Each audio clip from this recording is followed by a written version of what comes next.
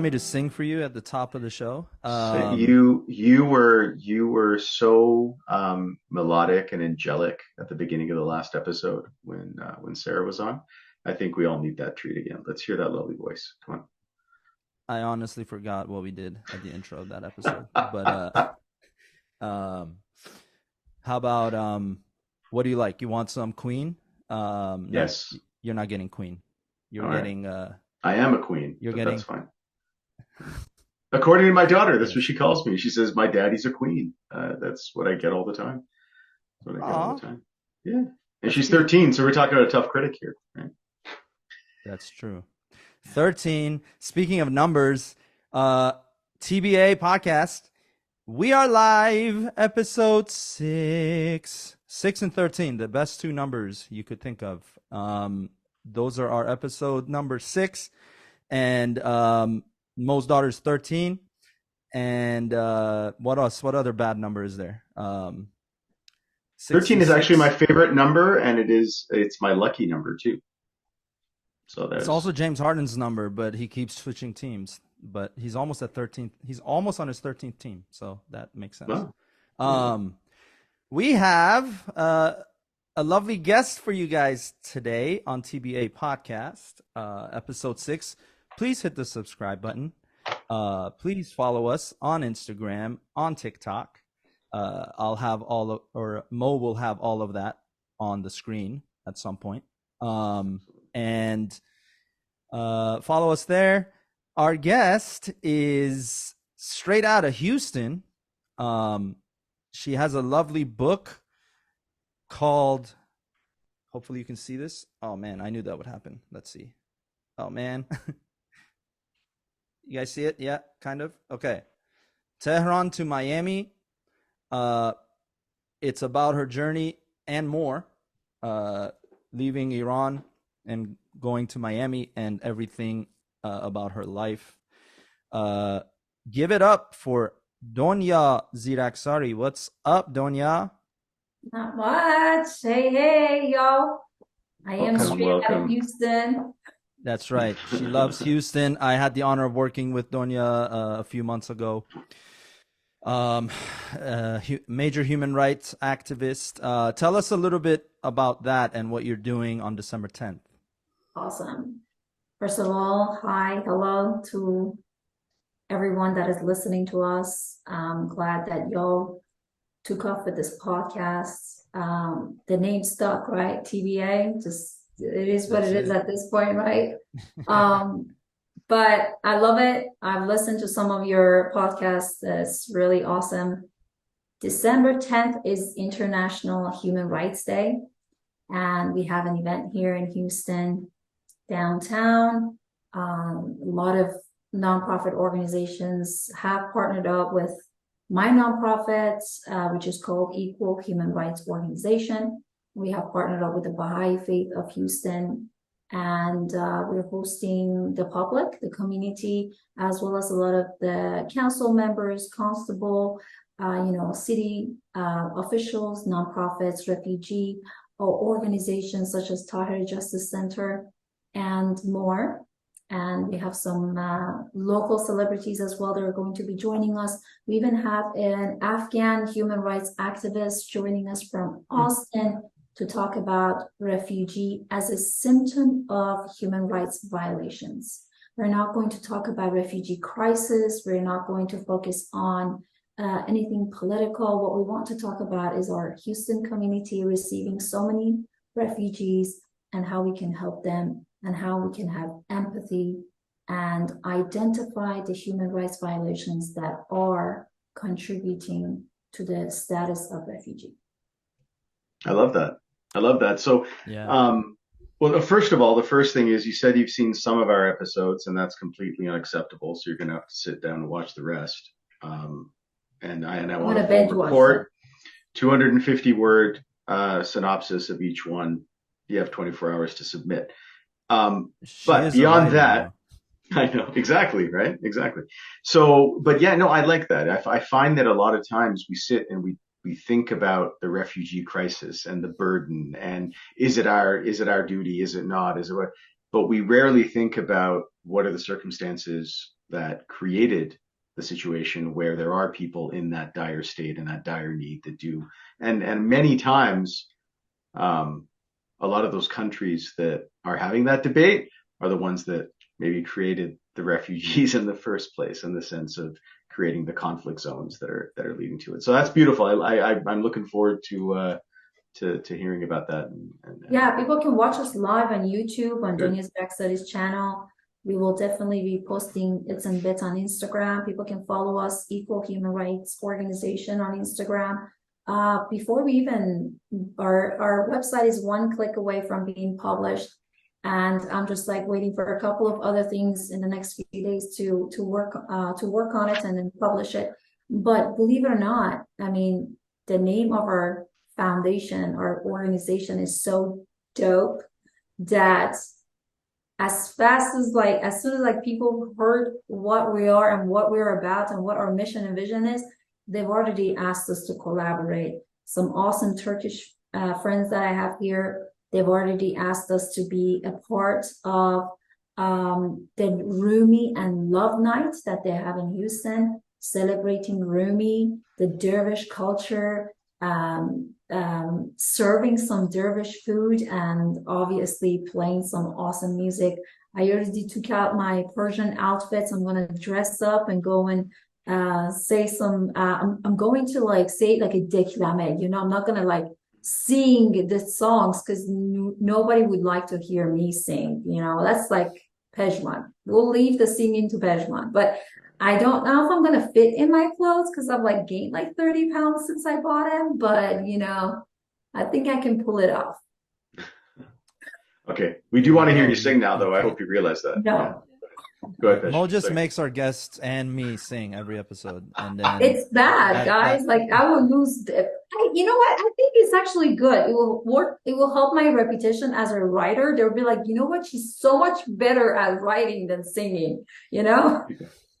This is a good time for me to plug that I teach voice lessons. If anyone's interested in this chat or in this or outside, whoever's listening, I need your money. So please. And this is precisely why I keep asking our guests to sing, so that you can actually get leads, right, for your classes. There you go. That's it. He's helping me without helping me. I love it. It's there you great. Pejman, so you have Donya, a tell us. Angelic voice. You have an angelic voice, and you know it. I appreciate you guys. I'm humble. It matches the soul. I'm fumbled. Yeah. I'm fumbled. That's a plug. Do your girlfriends listen to your podcast?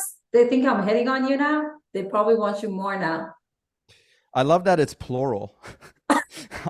I'm not. I know you do not discriminate. The only one you're making jealous right now, Donya, is me. I'm actually bothered right now that Pej may have multiple girlfriends, and that's bothering me. You two have a thing going on. I'm relocating. I'm relocating to Utah, guys. No,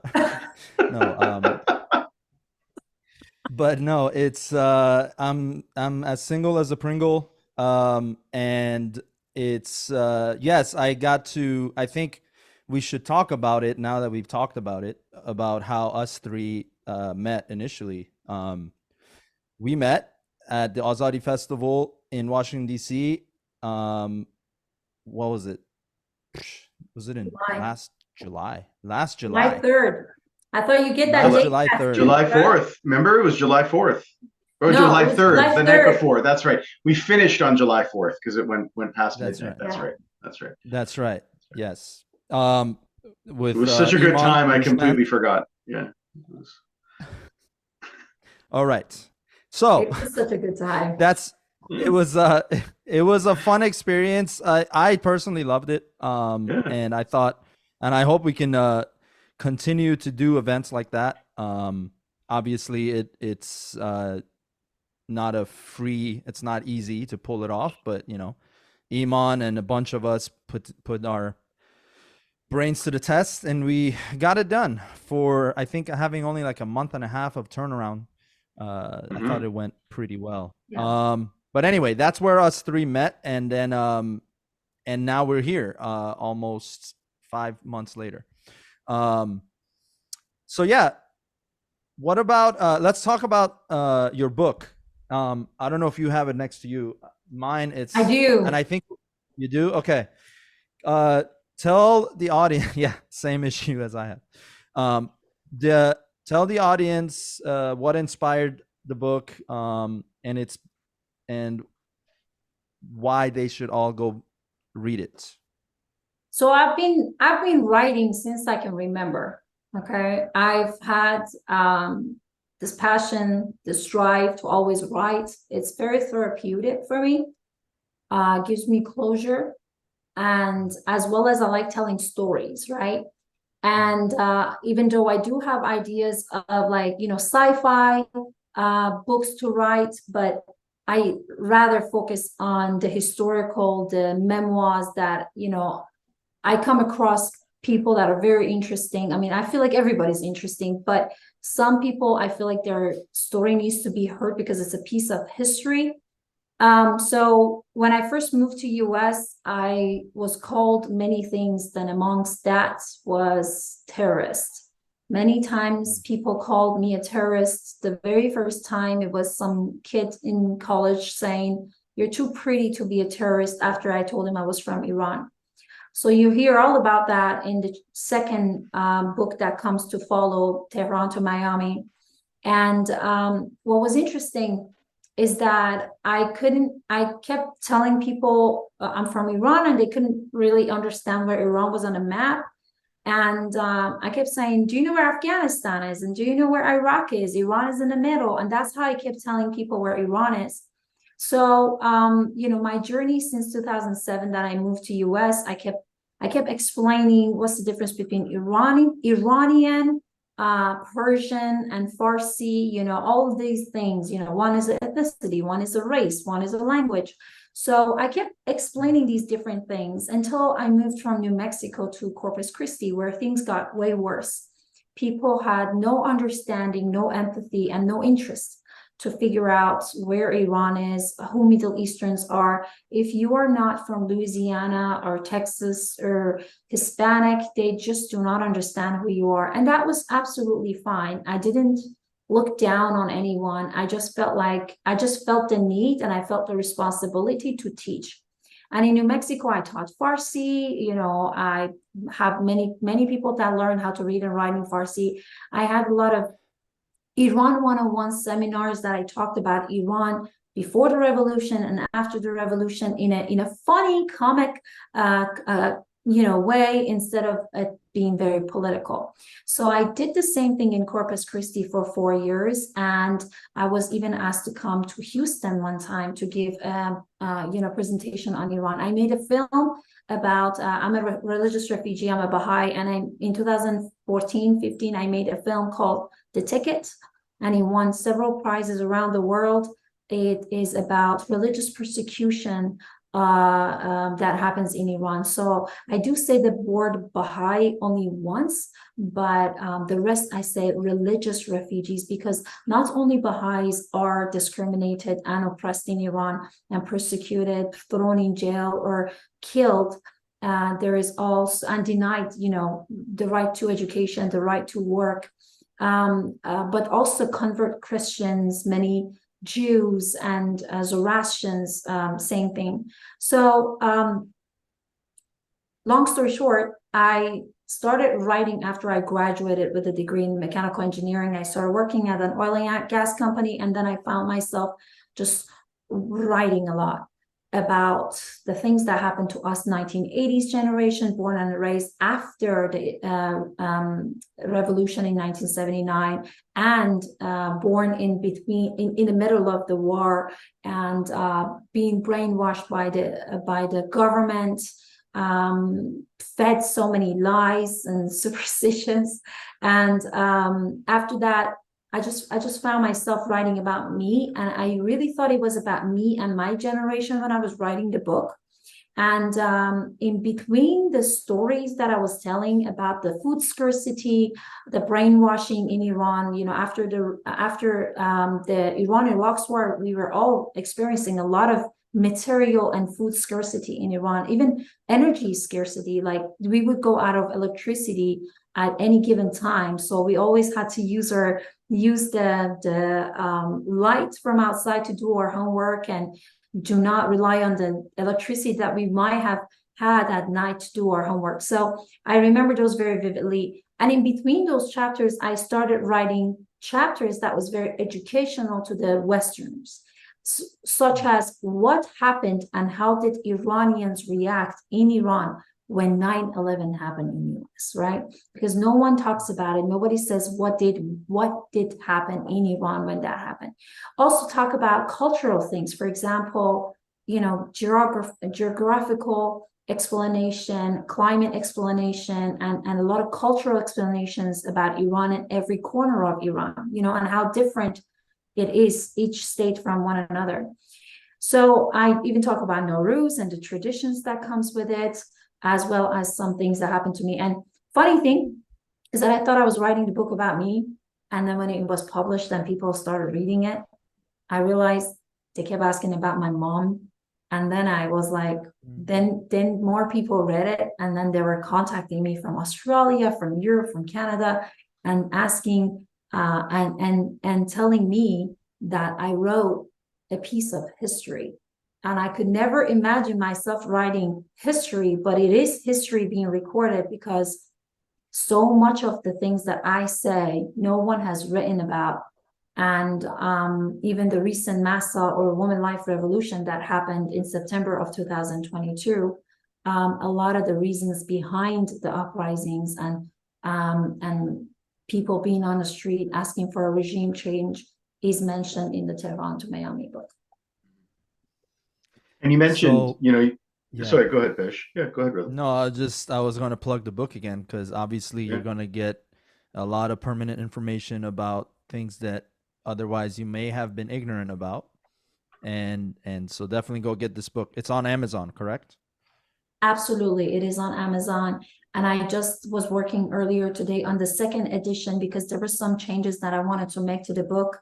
Not too much, just maybe a few sentences. And I actually want to just republish it through Amazon only, because that's where the major purchases are happening. So yeah, that's where it's going to be. Nice. It is Go get it, guys. Yeah. Yeah. Go purchase it, or I'll find you. Mo, what were you?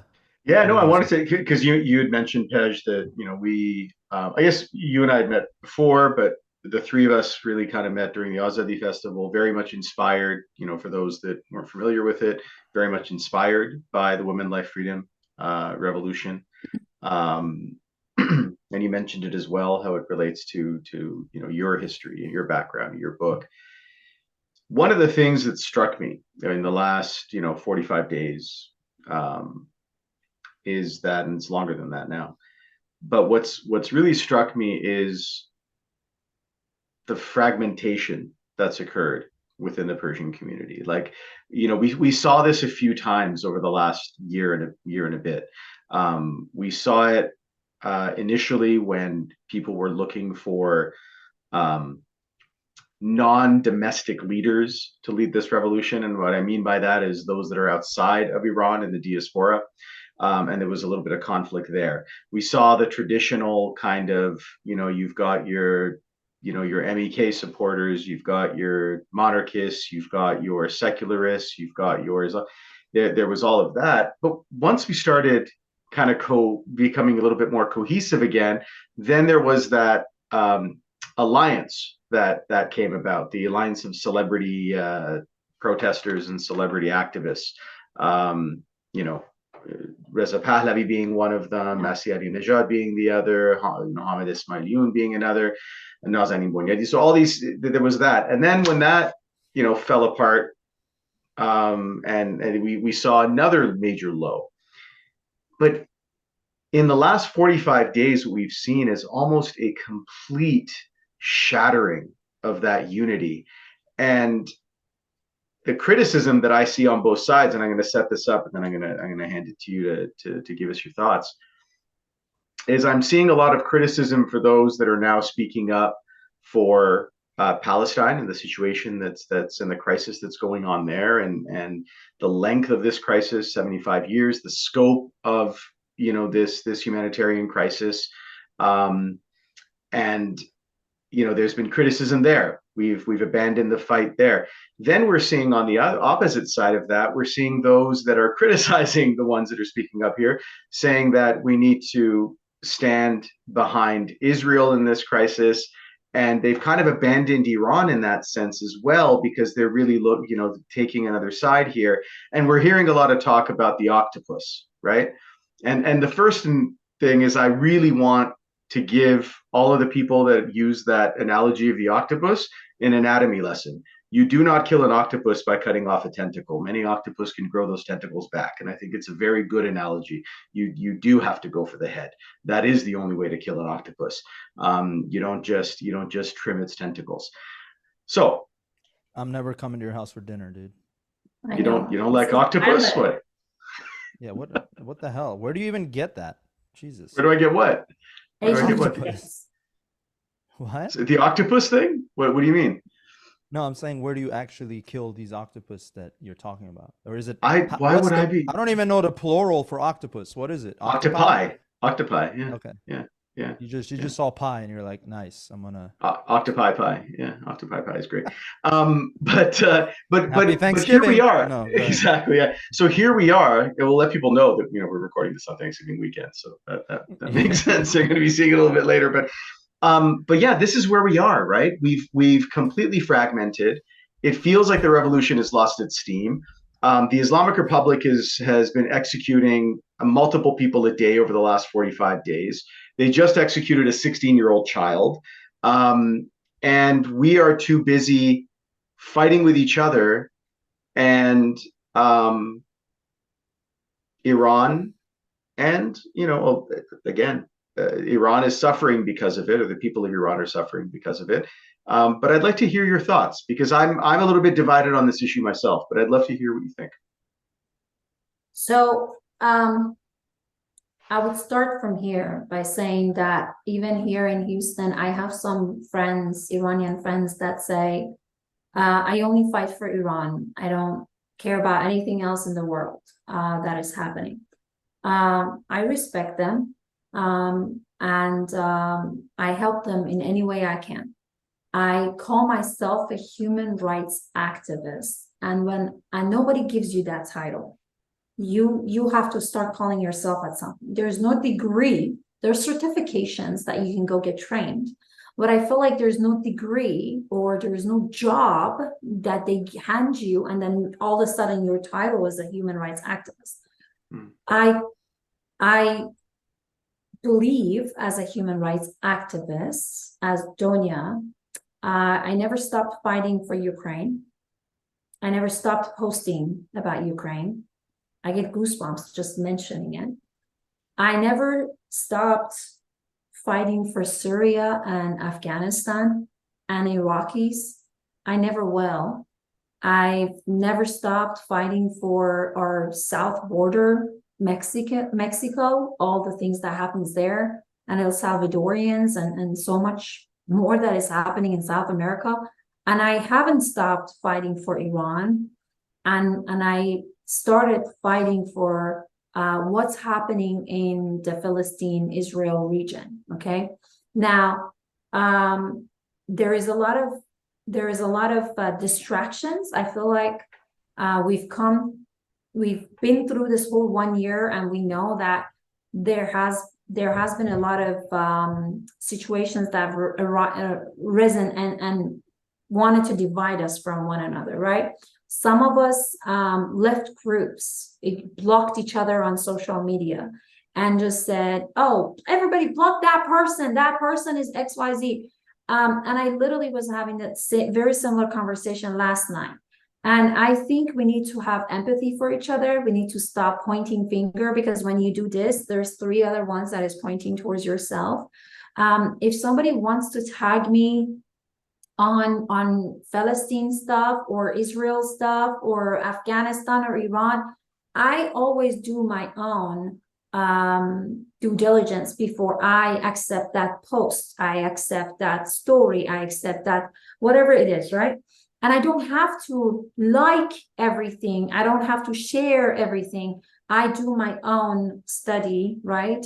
Of what is it that I want to share. Another thing is that I think this is what Islamic Republic wanted, us to be distracted by what's happening in Palestine, right? So we stop being the voice of Iranians, and then we're either the voice of Palestine and Israel, or depending which side we stand on, or both. And then also at some point when that thing goes away, or when we get tired of that region, then we also have forgotten or lost our energy or momentum about Iran. So no, we shouldn't lose our momentum about anything.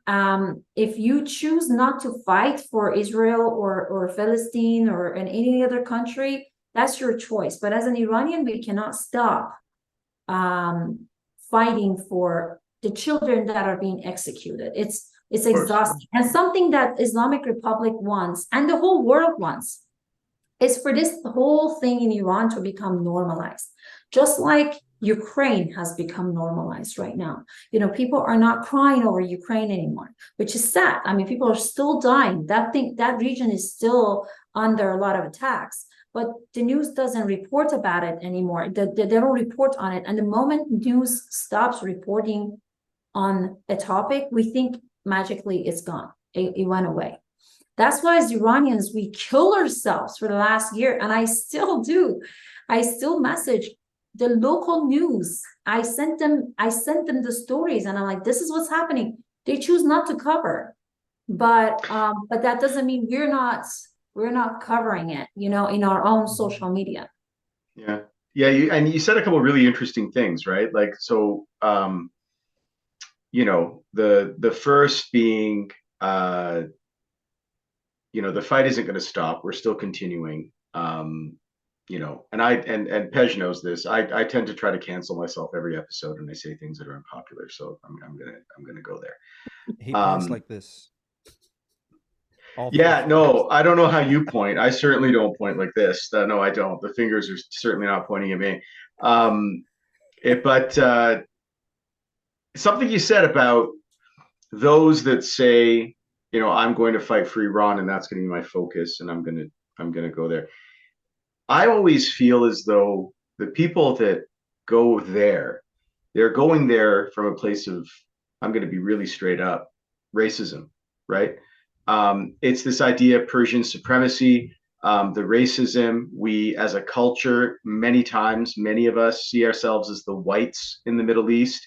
And so, you know, we kind of put ourselves apart, and we feel as though our fight or our blood is worth more than other people. When I take a look at the world, right, and I feel the same way about Ukraine. So this is what I mean by, you know, hey, cancel me if you want.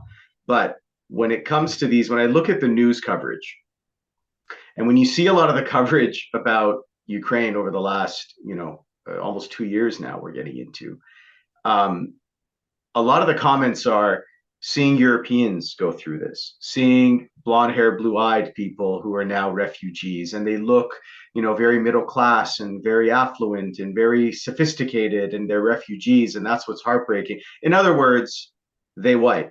That's what they're saying on the news. They white. That's why this is heartbreaking. But in the entire conflict in Ukraine, or in the Ukraine, more children have died in the last 45 days than the entire conflict in the Ukraine. More people have been killed in the last 45 days than the entire year and a bit of the Iranian Revolution and the Zanzendigi Revolution. And for me, it's a matter of where is the greatest pain?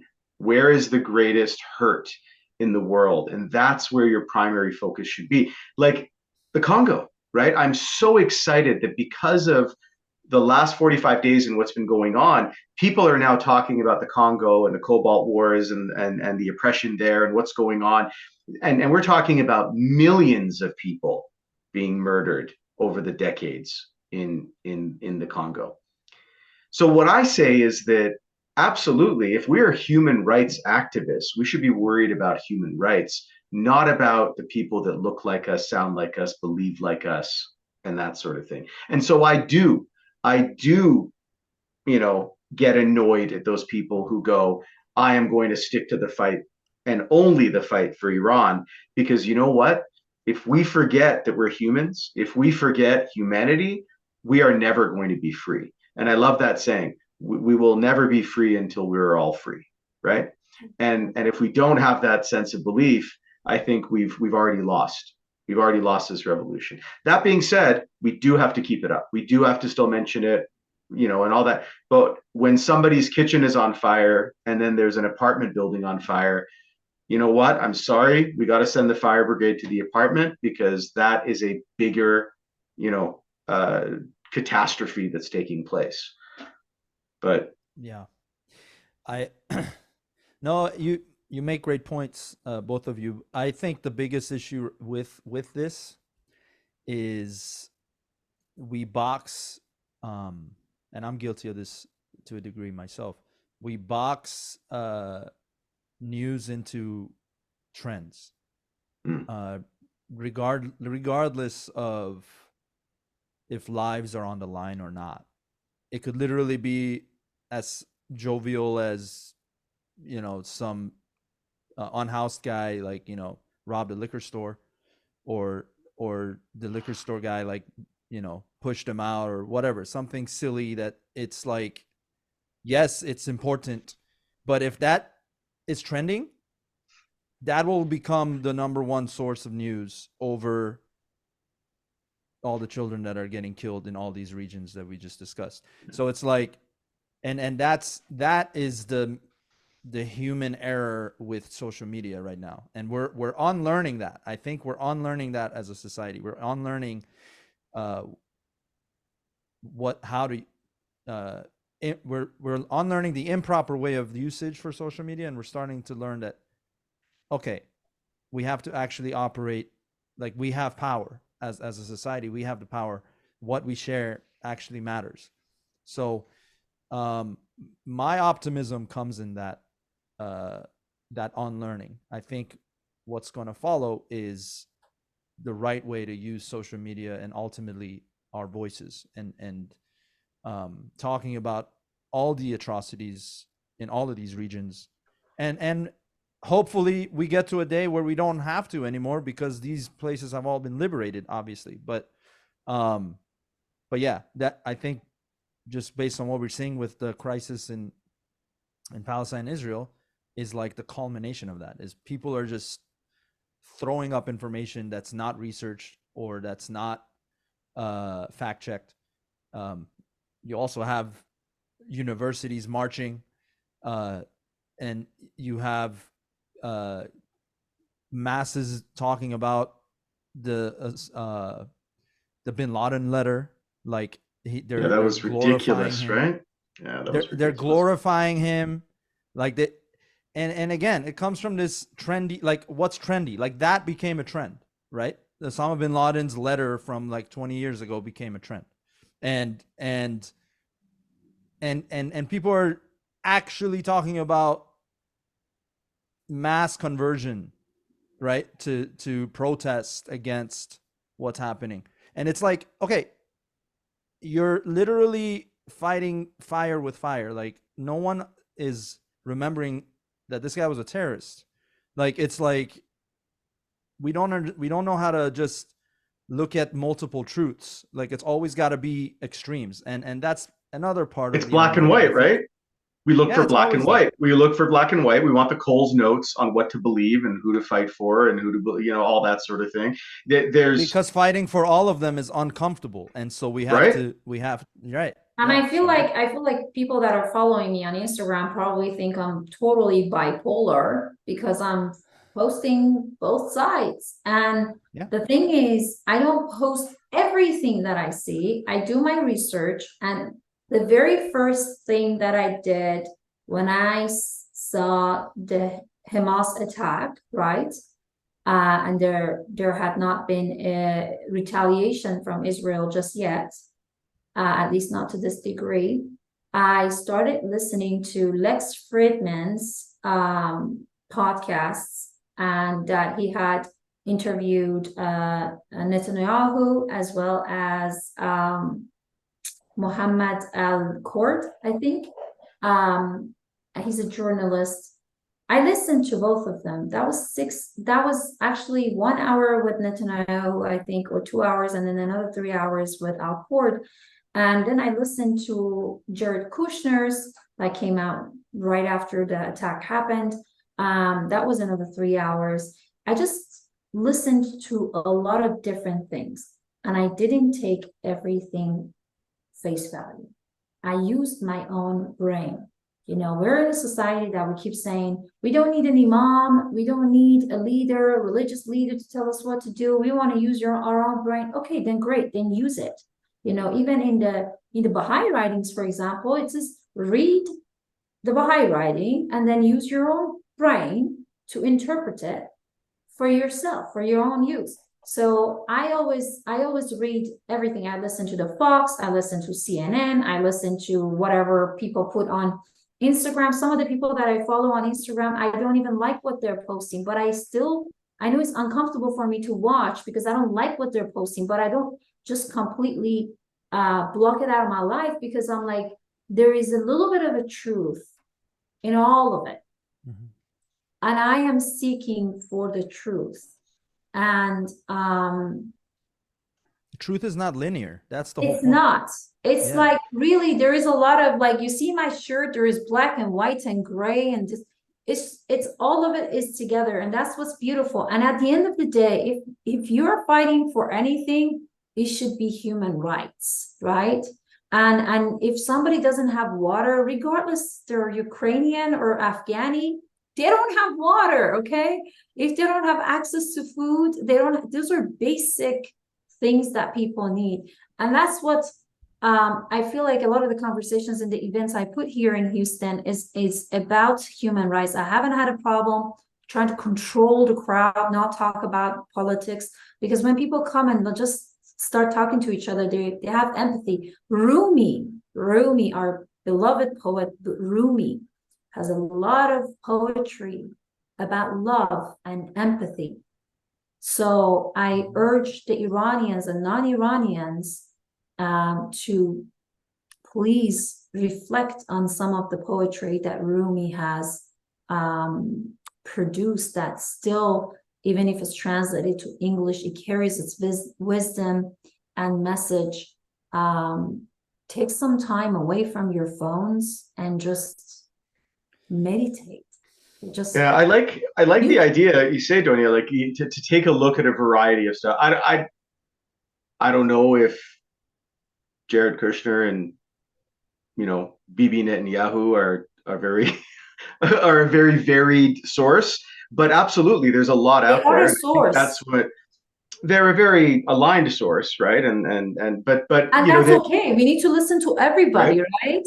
Absolutely, we need to listen to everybody, and we need to really open our perspective. And one of the main things here is this false narrative of this all having begun on October 7th is ludicrous, right? Like, we're looking at a 75-year occupation apartheid state that's been keeping people in a concentration camp and wondering why are they so pissed off, right? Can't you just be happy with being oppressed? Come on, this could get worse. That isn't going to work anymore, right? That isn't going to work. We saw that in Iran. It's not going to work anymore. The kids are pissed. It's not going to work in Palestine. The average age of those resistance fighters on October 7th was 22 years old. They lived only through this. They probably never even had a proper meal their entire life. And we're sitting here going, why aren't they abiding by the rules of war when we have the fourth strongest military in the world not abiding by the rules of war, right? So absolutely, right? We have to kind of take a look at this as a wider thing. And if I may add this, Israel has violated all the UN laws and regulations that was put together years ago, right? And that division of West Bank and Gaza happened, as well as in the last 45 days, almost 2 months, they have violated so much. They even, with the bombing that they did, they killed over 75 of UN workers. I get goosebumps just to think about it. I'm Iranian, and I cried for Iran and what happened in Iran and all the executions, but I swear to God, I have been crying more for Palestine. And I can't even, I would have never imagined myself being so upset at Palestine more than Iran. Yeah. You know, now some people might want to judge me for the fact that I'm more upset about what's happening in Palestine than Iran. But I feel like these are two different types of oppression, and I don't know, it's just, We it have breaks to, my heart. yeah, we can't, the one of the biggest manufacturers that we are all as a society, like a world society, that we adhere to is this idea of borders, and this idea of like, oh, that's that country and this is this country, and therefore, and I'm in this country. Guys, that is complete bullshit. Like, why are we forgetting that these are all decided on at some point in history, that, oh, I'm going to draw a line here. Don't come on this side and I won't come on that. Like, we forget. It's in the simplicity of it, right? It's in the simplicity that a lot of the shit they want us to be divided over is man-made, specifically 100%. man-made. So it's like, and arbitrary, right? And arbitrary and completely and non-tangible. Right? It comes from tribalism, so I get that, because the evolution of the humanity is that, you know, we were in different tribes, like the origin of humans. But it's and we've talked about this on previous episodes, but, you know, this idea of greed and where it comes from, and how it literally corrupts our minds to start thinking with these masks, right? And I put religion on that too. I think the idea of religion is giving us an excuse to not care, and it's given us an excuse to divide. But it's actually not even part of most of these religions. The fundamentals of all of these religions is love your neighbor. I'm not saying all the religions. I'm saying a lot of them say, and I'm lucky enough to have worked with several different organizations of different religions. I was born Baha'i, and I still have my card somewhere. But it's do you get a card? Yeah, we get a card. Awesome. What do you get? I don't know. I'm as close to a Kafat as you can get. I'm a freaking infidel, my friend.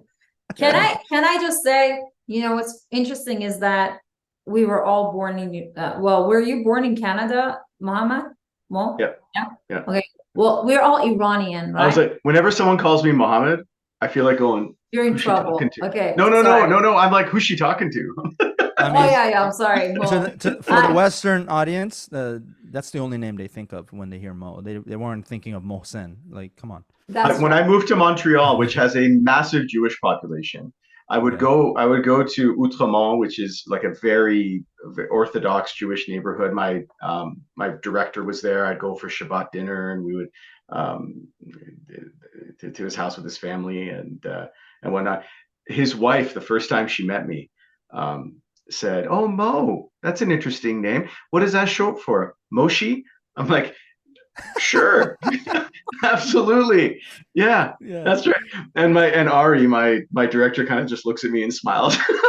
I'm like, no, it's Mohammed. That's short for.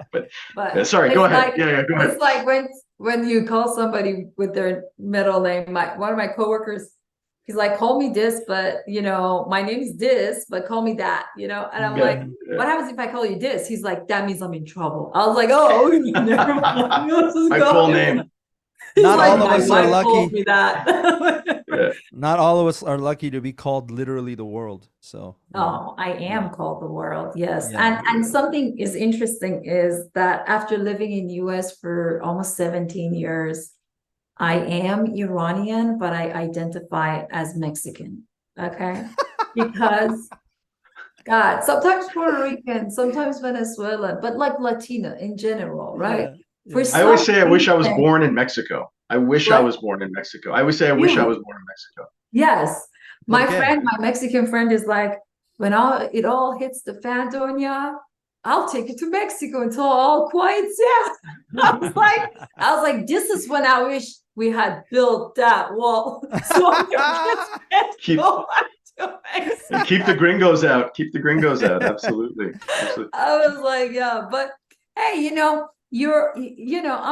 Iranian, but I'm definitely Latina in heart. And when you come to my house and you see my friends, some of my best friends are Latina. At my house, when they come to my house, people are usually like, I have a Baha'i prayer in Farsi and in English, um, that says, plant not, but the rose of love in the garden of your heart. I'm so That's a kicked out bar. after saying That's this one one. of our bars, Anyway, bro. That's one of our greatest hits. anyways, they already punched a hole in my card. But I have like so many I want one Mexican of these cards. I stuff. want one of these cards. I just want to see a card. You just gotta Is it come in, bro. laminated? Is it laminated or is it You plastic? can laminate it if you want. It's like a Nice. credit card. It's like a credit Is card, it? actually. Yeah. It just has no money Nice. on it. You have to actually put the Oh, money in. Yeah. that's no fun. That's not worth it. I gotta find it. I gotta find another religion that actually pays me. Um, all right, we we kind of danced around this a little bit, and I think it behooves us to talk about this definitely today. Um, we are, I guess, not 48 hours in. I think we're like 38 hours in, sort of, give or take. There's some breaks and cuts and whatever, into this. And I'm not going to call it a ceasefire because no one else is calling it a ceasefire. It's a pause. Some would say a pause in aggression, a pause in the war. War is generally between two militaries. A pause in a genocide, whatever you want to call it. There's a pause right now. There was an agreement to exchange hostages, um, and there's a lot of footage coming out, right? Stuff that doesn't need to be researched because we're literally watching life unfold in front of us. There's been a lot of disturbing images. There's been some heartwarming images. There's been some surprising images that I'd love to kind of see what you guys think of. And what I'm specifically referring to is the lead up to this pause in atrocities, and the ramping up of a lot of bombing and shootings and whatnot in the West Bank, because we know that what's happening in the West Bank is that settlers have been armed further in the last 45 days, and they are basically going out vigilante style and kind of doing their own thing. We also saw a lot more bombing in Gaza as well. And then when the ceasefire happened, actually, sorry, one of those we were talking before we started recording about how there was an individual who had dedicated a bomb to his daughter's birthday, and then was taking a video for social media. And you see, and the bomb goes off, a residential building falls, and he wishes his daughter a happy birthday and celebrates.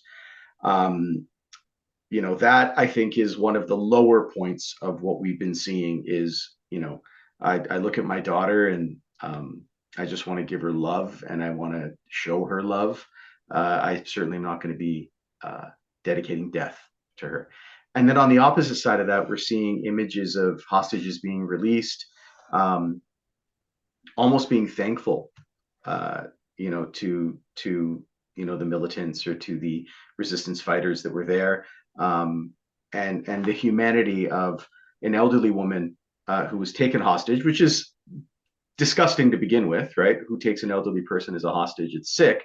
But when she's being returned, being carried into an ambulance, right? Like the care being put there. And it's this weird counter of like, you're taking hostages and then here you are carrying them into an ambulance and showing them care. And that's another image that was really strange to see and really, really odd to see. There was a break in the ceasefire within a couple hours, or in the pause after a couple hours, because people were kind of backing out of the deal the way that they should have been. There's been a lot of questions about, Israel is going to release 150 women and children.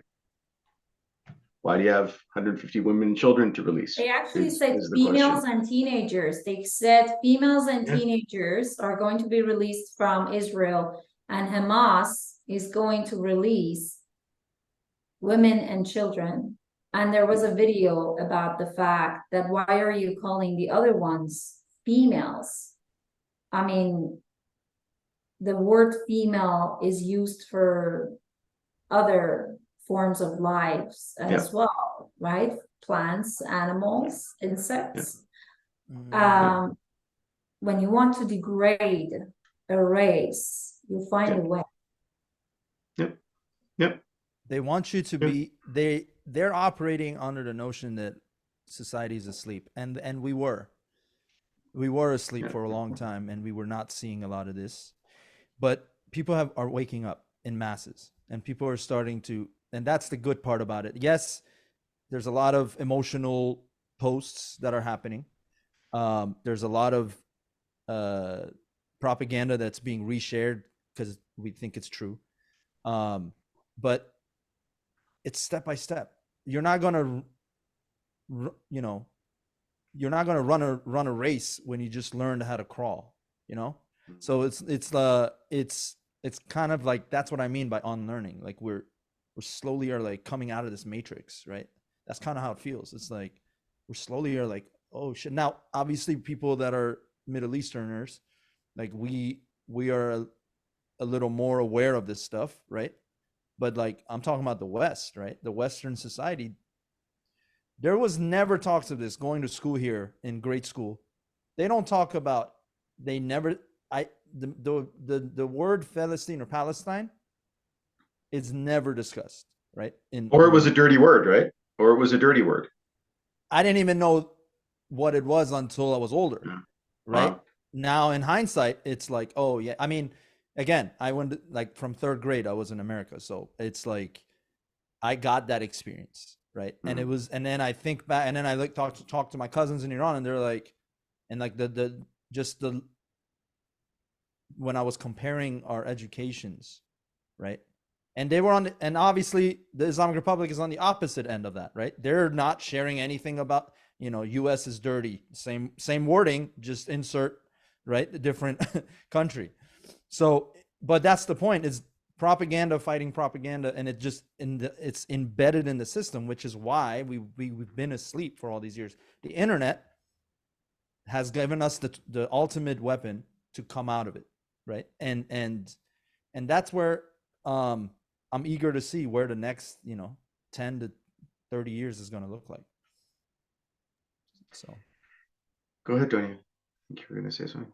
Speaking of US, I think before we started, and I'm proud to be a US citizen and be able to say the things I say freely, even though I do get judged by some people. But I see a lot of Americans very much curious about what I think about the current administration and the things they've done.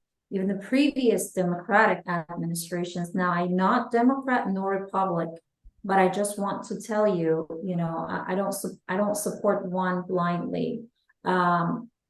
We might as well put a turban over Biden's head for releasing $6 billion to the Islamic Republic. We did call the White House 3 times a week, Tuesday, Wednesday, Thursday, midday, and we encourage others to do the same and ask the Biden administration to maybe think a little harder. What are the repercussions? What are the consequences of releasing that $6 billion? Now, I say releasing because the U.S. didn't hand over $6 billion to Iran. It was Iran's money, Islamic Republic's money from selling their oil, but the money was just seized and it was released. So I just want to clarify that as well, because we keep saying U.S. gave $6 billion. No, U.S. did not give $6 billion. Now, with that said, just a couple of weeks after that money was released is when the Hamas attack happened. And, this is not a funny situation, or we would totally laugh about it, because we literally said it. And this is not a time to say we said so. But we said so. Literally, we did say it. We said, before you know it, the consequences of Islamic Republic getting that $6 billion is going to come to your front door.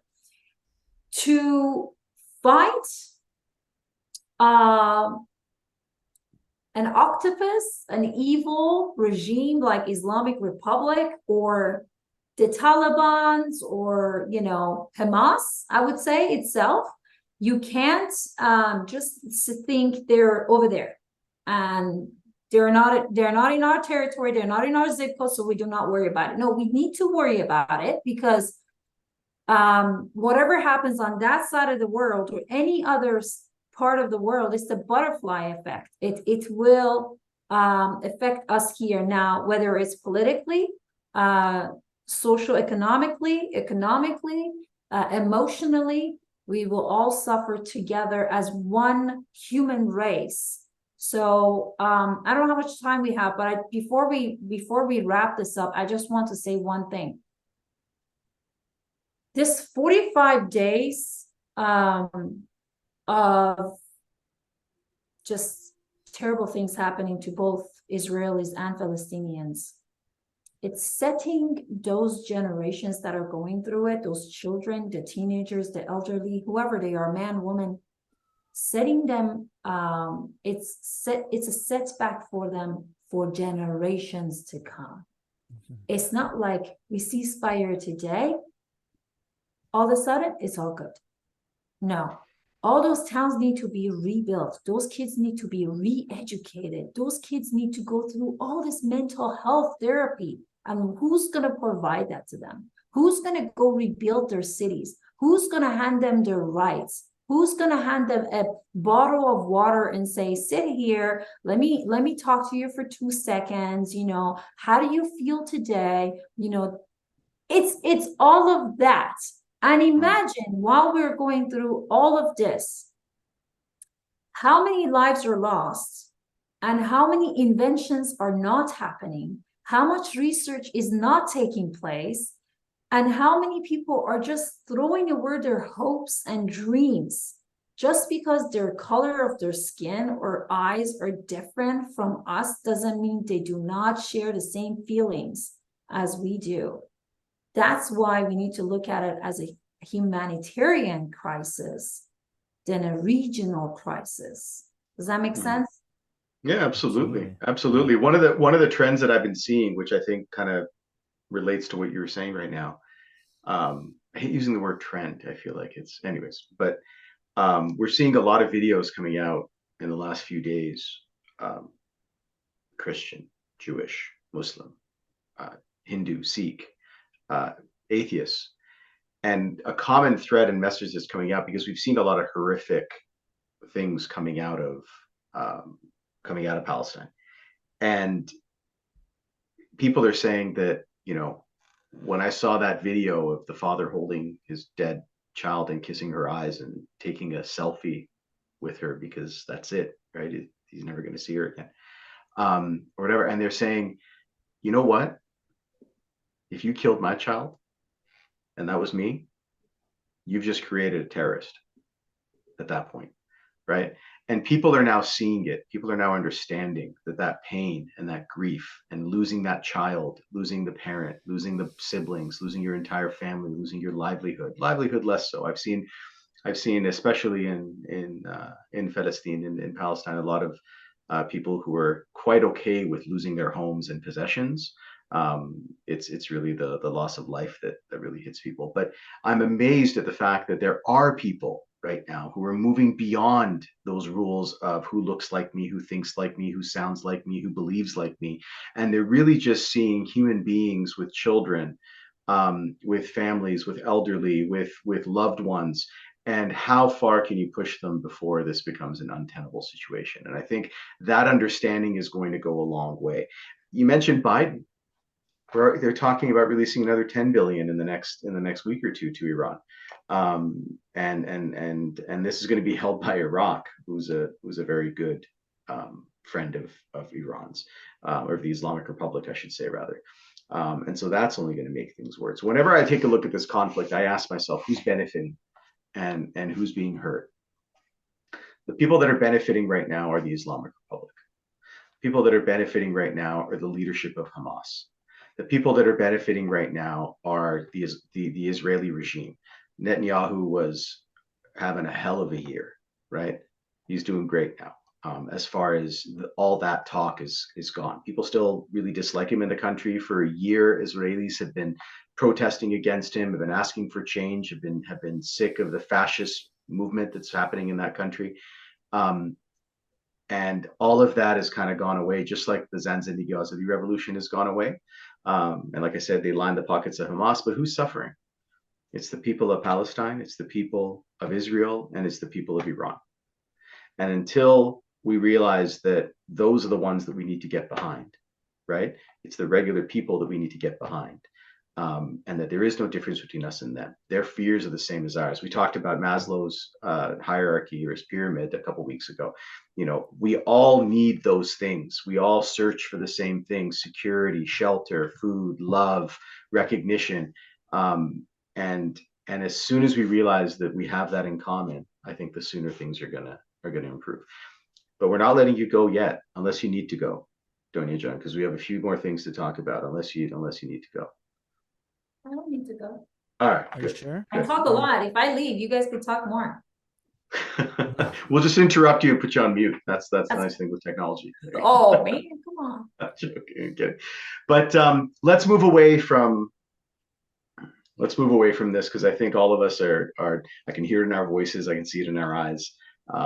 We're hurting right now, and I do want to talk about something else that's popping off, and that's Mount Etna. So the incredibly famous volcano in Italy. It's going off again right now near Sicily. For now, they've just shut down planes and air traffic in the area. It's put it on a bit of a light show. They still don't feel there's going to be some large danger, but they are watching it closely. So definitely something that we should be aware of. I didn't even know there was a volcano happening. Yeah. Wow. It apparently goes off quite often. Like, it's an active volcano. It's one of the few active volcanoes in Europe. Yeah. But it's erupting, and it happened in 2022 as well. It happened earlier in June this year as well. Some people think that this may be culminating into something, but definitely something to keep an eye on. Right? Definitely very scary. Are we going to the weather reporting portion of the episode? No, volcanoes aren't weather. It does affect weather. No, that's crazy, man. Obviously, prayers to people in that region as well. Hopefully it is contained as best as we can. But listen, we've been pissing off Mother Nature for centuries. I think I'm kind of for it. Like, let Mother Nature just have at it. With just be like, oh, you guys want to create your own problems? Damn. You know what I mean? I'm just saying, like, with just to warn us a little bit. Like, listen, you actually don't have all the power you think you have. You know what I mean? Yeah.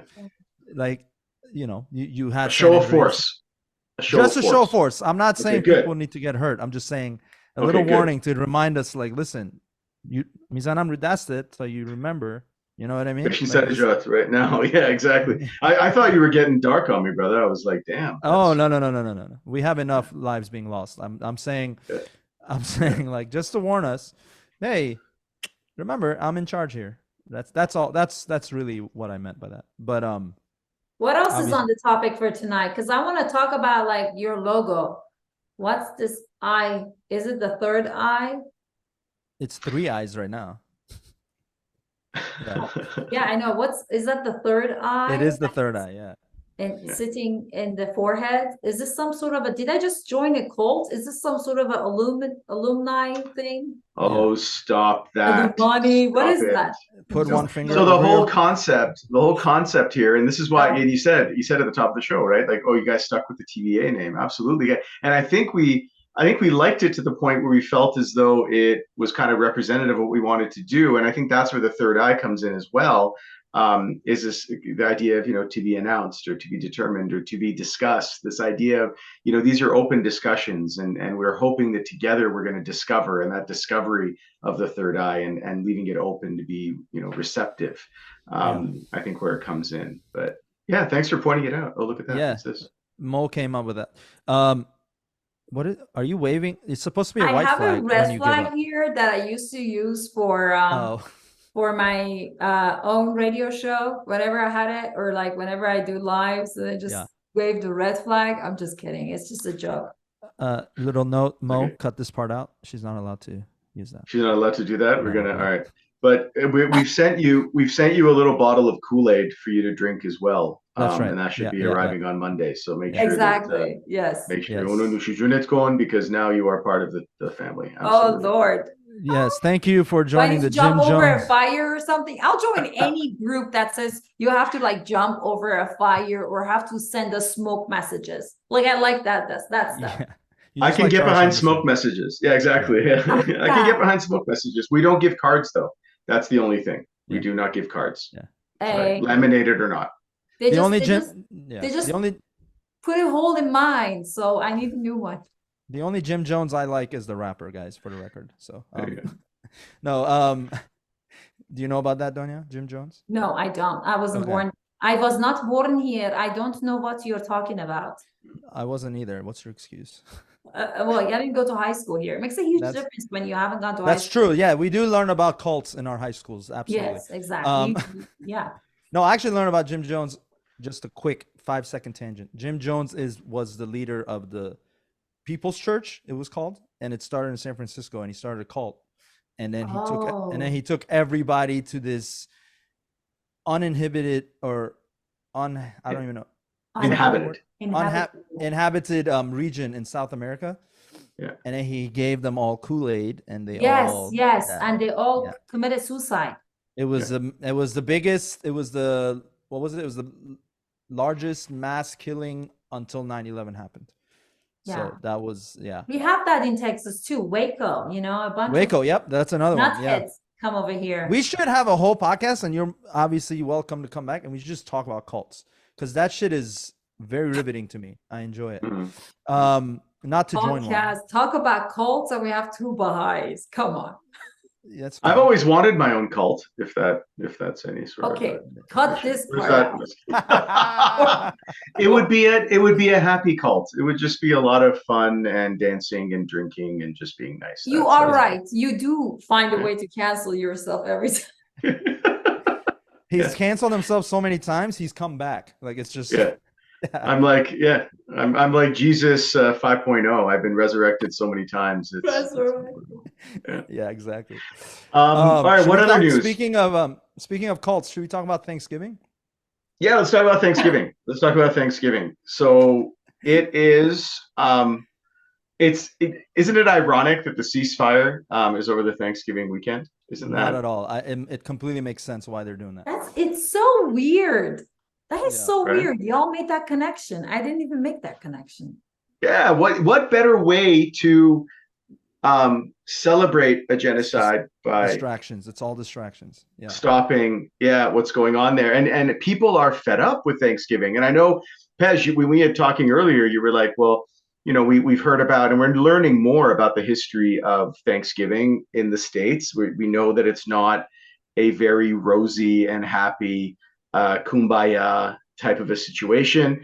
And so I wanted to kind of go and take a look at this a little bit deeper, right? Yeah, yeah. And then we also have Thanksgiving in Canada, but we're eager beavers because, well, we're Canadian, so we like beavers. And so we have it a month earlier than you guys. So we actually celebrate Thanksgiving on the second Monday in October, whereas you guys have it on the fourth Thursday in November because it's better for shopping. What do you guys cook? Beavers? Yeah, absolutely. Beaver tail. Have you guys ever had beaver tail? And again, don't get dirty, Pej. Beaver tail? No, it's not what you think it is. Beaver tails are basically large. It's gouche-fil is what it is. It's like large donuts that are like dipped in maple syrup and sugar, and then they put Nutella and bananas on it and some crazy shit. Those are called beaver tails. My prayer goes out to all the beaver community that's been affected by the Canadian practices, and we just eating beavers. And we also learned that Canadians come earlier than Americans. That's what they come earlier than Americans, and they've got a thing for beaver tail. I should have left 10 minutes ago when you guys said Are you sure you want to stick around? Hey, Exactly. We listen, warned you. We warned you. we I did didn't warn you. know. Yeah, this is anything happens on TBA podcast. Anything. Yeah. And So here's the story. So people believe that Thanksgiving really began in the States. That's your guys' marketing budget's much bigger than ours, and that's where it began. Uh, but it actually began 43 years before that story, right? The Wampanoag story, 1621. The Puritans come, the Pilgrims, Puritans, colonists, colonizers, murderers, whatever you want to call them, when they come over and they have a feast with the Wampanoag indigenous people, and then it's a 3-day feast I think that they have, and as a thank you they then start genociding indigenous people in Hold in on, the go states back. the following Where was years. Black Friday in that 3 days? Black Friday, Macy's wasn't open yet at that point. Macy's was just a glimmer in somebody's eye at Yeah, that point. it was actually just called Parade, and then it became the Macy's Parade. Macy's. Is that what it is? Yeah. But 43 years before that, in Nunavut, which is a new province that we have here. I don't know why we did that, but we did. I think there was a reason. I've never really looked into it. And this was in 1578 when Sir Martin Frobisher sailed from England to get to Newfoundland, and they survived the trip, right? They survived the trip. And so they wanted to have a feast to give thanks for surviving this treacherous journey across the water. And so they had salted beef and that sort of thing, because that's all you could bring on the boat with you that wouldn't rot. So it makes a little bit more sense, right? Giving thanks for surviving this journey. And then you asked about the food. So in Newfoundland, to this day, the traditional Thanksgiving meal is corned beef, right? Because they had like the salted beef that they brought with them in that first Thanksgiving. In other areas, in Quebec, which is where I am, they have I think they call them tartines. They're like they're really disgusting pies with like minced pork and onions in them. Like it's as nasty as it sounds. And then in other areas they'll have like a glazed ham, kind of like you would do for Christmas and that sort of thing. But turkey is also quite popular. But yeah, the foods are very different, but has a very much less of a Canada's a colonial power as well, but much less of a colonial tradition in Canadian Thanksgiving than we had. Also, not as big of a deal. You guys go absolutely apeshit over Thanksgiving. There are football games. There are ridiculous sales where you're punching the shit out of your neighbors to get a deal on a TV. And it really kicks off the Christmas season, which is kind of cool. For us, it kicks off Halloween season basically because there's really nothing else in October. There's something going on there. But yeah. So those, my friend, you gave me an assignment. I did. This is my book report. This is the difference between Canadian and American Thanksgiving. I have one comment and one question. Please. I love Pejman. Look at me. Have you noticed? Why am I down there? I'm up here. Have you noticed that in all of our lives, all of our meetings, Mo has always been trying to say somehow Canadians are better than Americans. We are things. We have nothing to do with the turkeys. We just eat like disgusting mince, this and that. We are cool. We were saying the right things. Y'all were just slaughtering everybody over there. That's my comment. Then I have a question. Well, yes. Don't even comment on my comment because it's true. But do I feel as though Canada is better? No, I don't. And it's certainly not. Maybe 30 years ago, I would have died on that hill. Not now. Okay. I think both countries are a fucking dumpster fire. But go ahead. Yeah. I think Mexico should build that wall. But okay. Yeah. I'm getting canceled again. Is this now? Am I 6.0? Am I gonna get all right. I'm gonna ship some. Hey Donya, do you wanna like I'm looking for a new host for this. Do you what? A new host for this show, like to co-host. Oh, me? Yeah. We'll talk later. This other one, he's kind of whack. Anyways, this is payback. This is payback because last week Sarah Fatemi was on. Uh-huh. Much better comic than Pej, if you've ever seen her. I have And seen so I her. was saying, yeah, she's amazing. She's brilliant. She is great. We've seen Pej, and then you see Sarah, and then you realize what it's all about. But Yes. I had asked her if she would want to replace Pej on the podcast. So I think this is payback. I think that's what he's doing here. So No, don't get too cocky. no, Don't get I too think this was a genuine request from Pejman. All But right. the one question I have for you, Mo, Yes. is what flavored donut do y'all serve at your Thanksgiving? We don't. There are no, and that's probably the biggest problem with Canadian Thanksgiving is that there are far too few donuts You do because not we have any Canadians, donuts. we don't have any donuts. We don't even have Timbits. We don't even have. We had Justin Bieber made donuts for. He didn't make them personally, but they were like Justin Bieber donuts at Tim Hortons for a while. I know. I know. We love our donuts, right? It's cold up here. We need to kind of keep the body fat up so we don't freeze in the winter. It's going to be minus 40 in a month over here. So you know what? I'm going to eat a shitload of maple donuts to pack it on so that I stay warm when I go out. Absolutely. But no, not a fancy. It's pumpkin pie. It's all that. It's the same stuff. It's the same stuff that you Can guys I would just enjoy. say? Can I just say?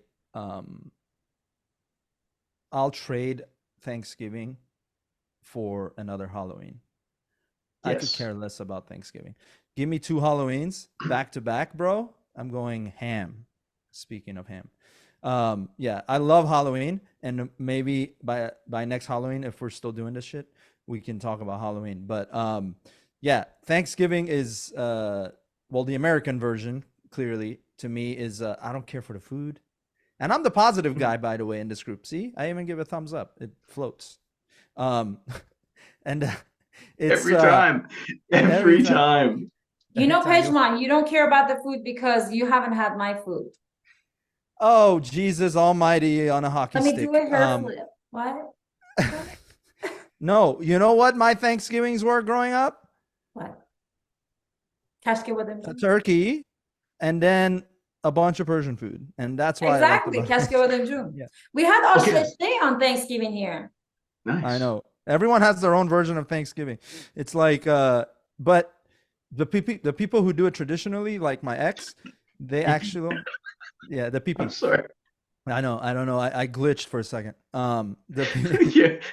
You're buffering, my friend. What happened there? You're running low on memory. I started talking about my ex and I glitched. My my my ex, they actually do, like, we're friends, so I can say this. They do it properly. Like, they have a table like 100 feet long. They have all the like the traditional Thanksgiving food. I We had always had. traditional Thanksgiving food here with all my friends, Iranian and non-Iranian, Hispanic and white and all that. And at one end of the Thanksgiving table was asheshe with all the mukhalafat. And then at the other end was bagali polo. I kid you not. That's great. I would So have been at either end. at our house, we would do Thanksgiving recipes Persian style, right? And it was like the stuffing would have pistachios and zedish in it. No, I shit you not. The turkey would come out yellow because there was so much fucking saffron on that thing, right? Basting it in like saffron and butter. There we would have. I'm serious. The That's only Persian, delicious. the only Persian dish that was there was fesenjun, right? Right? Because it kind of goes with the turkey, right? It would work well. But the yams would have something Persian inspired with it. The whatever the flavors So were you're all saying Iranian. your turkeys had a Persian accent. They did. They did. Nice. They were like gabel gabel, right? Instead of gobble gobble. Gabel gabel. Call me Buk Alamun. But you're going to eat me. I don't like that. I don't like that at all. Why you guys don't do this entire show with a Persian accent? I thought I was already doing that. Well, no, like emphasize. Heavier, like heavy, like Osh. By the way, what is Osh in English? Because our American listeners are probably like, what the hell There are is a these word. T words talking It's a about? French word. It's a French word, but they use it in English. It's a potage, is what it is. Of course, it's a French word. Some guy from French Canada Jesus. I'm not from French Canada. First of all, I'm from Again, Vancouver, you from see British Columbia, how he and tried to say he's better than us Americans. it's a French word. It has nothing to do. No, it's just a word, right? It's just a Yes, word, is what yes. it is. Potage. What is it? Potage. Potage, Potage. Yeah, a Okay. So potage now, is how do what you it is. translate potage to English? Is there? We had to go one more language to Now, figure if it you out. go to somebody But that's what it tonight is. Yeah. and say "martike potage," are they going to get offended? Would you say Matty get Osh? I don't. What? I don't get the joke. I They don't. don't know here. They don't know what potage Oh, means. If I go and say okay. "martike potage," I mean, if I say it like that, Yeah. They don't know what potage means, but they definitely know what martika means in Texas. Yeah. I don't know. The way she broke it down. We just basically pushed out the French. Um, historically accurate. Okay. let's button this up on this Rainbow Bridge discussion. Oh, Yeah. And this will be the final topic for this lovely episode, which Donya, thanks again for staying overtime to deal with our jabroni I'll asses. be billing your ass later on. All right. there you go. There you Okay, go. I guess I'm paying for There you this. go. Great. Absolutely, you are. If you haven't already, but the point is, with the Rainbow Bridge, right? What we want to talk about Yeah. is I'm gonna bug you guys, eh? If you're gonna replace me on the podcast, this is gonna be a very different podcast. Is all I'm saying. It's um no. So Gonna the be some Rainbow Bridge, potage yes. It situation. almost sounds like a compliment, right? It almost sounds like something that, Zoomers would say, like, dude, I went to the Taylor Swift concert and it was fucking potage, man. It was absolutely potage. You should Anyways, change the name of your podcast to potage. Oh my potage, God. We TBA had potage. That's actually, Potagers. yeah. Rainbow Bridge. Rainbow Bridge. So a few days ago, the Rainbow Bridge, first of all, is not. We're not talking about anything quite fancy or elaborate enough for that name. It's really just a cement bridge that connects the border in the States, and yeah, it's near Toronto, and it goes over near to Detroit. Um, and there was an incident with a vehicle a few days ago, and immediately, and again, this is again, you may say you think Canada's better. I'm going to say no, Canadians fucked up here. Immediately, the Canadian authorities put out the scare that this was a terrorist attack. We think this is a terrorist attack. And so, of course, that's the news that goes out immediately when this happens. And then within a day or two, the American authorities, after investigating the individual, the person, the Canadian Americans looked at the vehicle, what was in the vehicle. There were no explosives. The person wasn't anyone that was of concern. I don't know their name actually, but and then they said no, this absolutely wasn't. It was just an accident. Something devastating, something terrible, but yeah, it wasn't a terrorist attack. The reason why I think we wanted to talk about this was that news cycle, right? How and especially with everything that's going on in Palestine, everything that's going on around the world, we hear these events and news, and you see even spokespeople coming out and delivering messages, and then it just takes off before anyone vets it, before they understand really what's going on. And that's exactly what happened here. The damage was done. I remember a few days later when we were talking about it, people were still talking about, oh yeah, that terrorist attack on the Rainbow Bridge, but it wasn't even, right? So that responsibility of the media and we've seen over the last year and a bit with Iran, now with Palestine, the media is anything but unbiased and anything but responsible.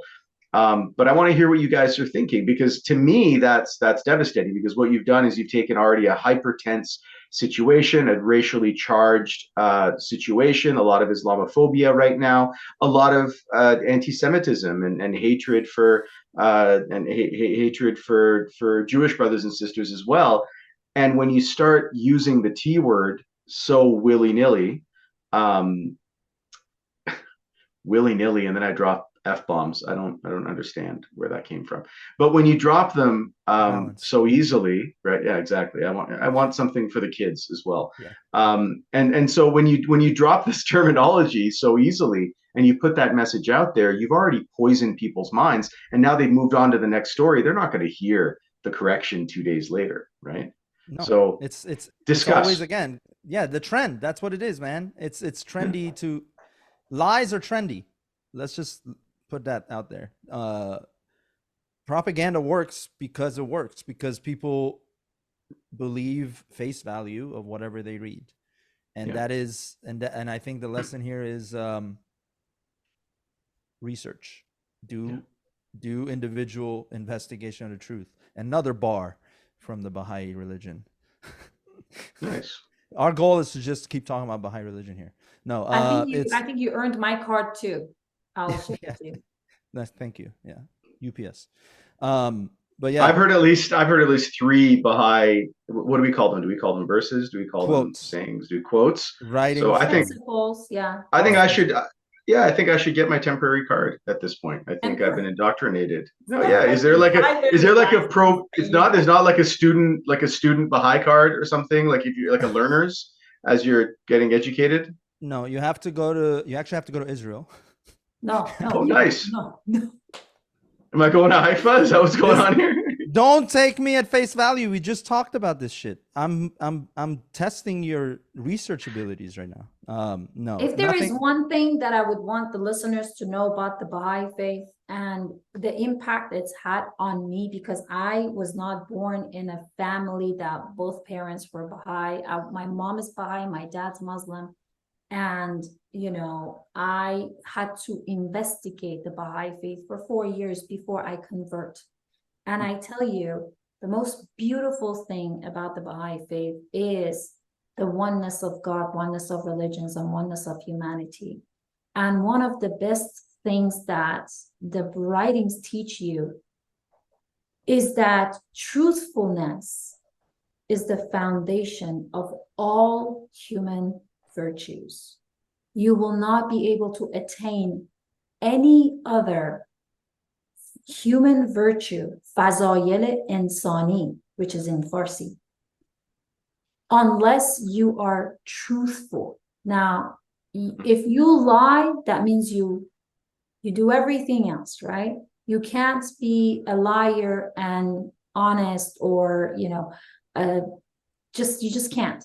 So if I want the kids to listen to this podcast, like you were saying, Mo, and learn something, I would say I fucking want the kids to listen to this podcast. you I better fucking do. post it on Spotify. Those kids better be fucking up to listen to this. Yeah. There you go. Sorry, go ahead. Truthfulness is the foundation of all human virtues. You got that? Yeah. You got that, kids? Got that? Got that? If they're kids? listening, they're just going, they said the F word. They said the F word like 5 times. It was amazing. No, but I have a neighbor here close to us, and this is an awesome Canadian story. Saeed, I freaking Back love to you, brother. Canada. All right. No. He's an older gentleman. He's Baha'i. He's lived in Canada for a number of years. Before that, he was in in Tanzania. He was living, and then before that in Iran. And he is the most honest individual I've ever met in my entire life. And that's what he always says. He always says that I'm Baha'i, I can't tell a lie. I'm Baha'i, I can't tell a lie. And it rhymes, which is good because you can remember it. But and it's incredible because it's gotten to the point where someone will ask him to do something and he doesn't want to, right? And he said, like, well, what am I supposed to? I can't lie. I can't say that, like, so like someone will be like, well, do you want to, can you drive me to the store? And this poor man, he's in his late 60s, early 70s. Anybody in this area who doesn't have a vehicle, he is driving them around in his free time, taking them shopping, taking their kids to school, taking them to work, whatever. The husbands are out kind of doing their thing. He's driving the families around and helping them. And so when someone calls him to say, hey, are you free to kind of take me shopping right now? He's like, I can't lie, so I have to do it and I have to go. But I absolutely commend him for it. It's a beautiful thing in this day and age for someone to be so absolutely beholden to that belief that I need to be honest and truthful, and that is the root of all goodness. It's beautiful. Much better person than me, which is why I say I'm an infidel. No, he's a much better person than me. I think we found the only Baha'i that doesn't lie. No, Pejman, you also do not lie. Don't say that. I just lied right now. No, I'm kidding. What? I've never claimed that I'm any great example of the Baha'i religion. But I also respect Baha'is, and I respect all religions. I respect people, and I respect what they believe in. I just I just generally don't practice the religion anymore. I adhere to a couple of the principles naturally. It's not like I'm like, oh, because it's written in the Baha'i writings. It's more so just if it makes sense to me, I believe it. Just like I would do that for anything that makes human sense, I'll follow, and if it fits with me, with my personality. Donya is more in touch with the Baha'i practices than I am, but anyway, the Ano what else? Shastranji Koni, I know. No, Um, we can love the we Baha'i cut this people. part and send it to the assembly, please? Just kidding. Absolutely, Um, I'll send them my card too. No, I'm kidding. But I was gonna say for the kids at home, the way you don't lie, and this should be a completely different episode, but the way you avoid lying is by simply when you're don't be impulsive, like just do things like just because think a little bit before you do something, before you say something, and then say, do I need to lie about this later? Then if you have to lie about it later, just don't do it. That's right. There you go. It's called prevention. Prevention is the best method, right? Take preventative way measures. too hard. And I'm Way about too to be hard. super honest right now, guys. You ready? I've had to piss the last 50 minutes, and I've been keeping it in.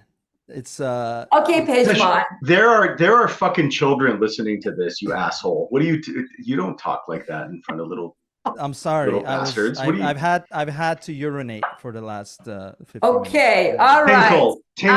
Tinkle. Come on. Tinkle? What is that?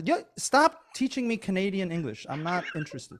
And Okay. and by the way, potage is just the ash or soup that has been like blended and it's like a paste. So it's not amazing. ash. It's delicious. We have it all over LA. A thick soup is a potage. It's a thick Just soup. because it's thick doesn't mean it's anything that is Persian and is thick doesn't mean it's potage. All right. So thank you for joining us, everybody, because this conversation is. Did I get the part? I'm sorry, did I get the part? I think we're gonna have to delete this entire episode. Invite Sarah Fatemi back, and No. This was an amazing episode. I wouldn't want it any different way because we can literally talk about anything and everything. I think we did. We literally covered every topic there is to cover, including thick with 3 C's. All right. Now I'm going to say go right now on Amazon and purchase Donya's book, Tehran to Miami. I think it's better to put the graphic up, so that's what we'll do. I just gave Mo more homework of the book. And then and follow Donya. Donya, plug away your socials. Ziraksari, Ziraksari, Donya with a Y. And you can also follow Equal Human Rights Organization, which is a nonprofit that we just started and hoping to spread the word, not just in Houston, but also abroad, beyond Houston, fight for human rights violations, not just in Iran, but also in our own city and country. Exactly. Beautiful. There you go. Beautiful. Donya, lovely having you on. Thank you so much. You're welcome anytime. Thank you. Except Canadian Thanksgiving. And be far less dirty next time you're on, please. Thank you. I was not even, That's right. Well, yeah. No, I mean, take a shower. Take a shower before you come on next time, please. I already took 2 showers today. Wow, 2 showers. A lot of showers in Texas. That's right. Guys, this is amazing. In about a minute, I will piss my pants. So thank you so much. Appreciate you guys. Mo, follow Mo. There you go. Here, let's get some balloons up too. Wait, there you go. Nice.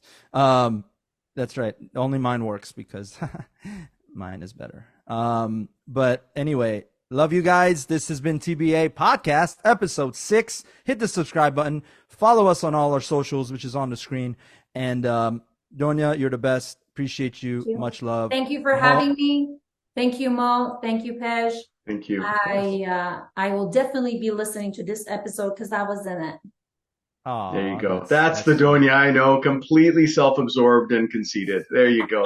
That's the Donya I know. All right. There it is.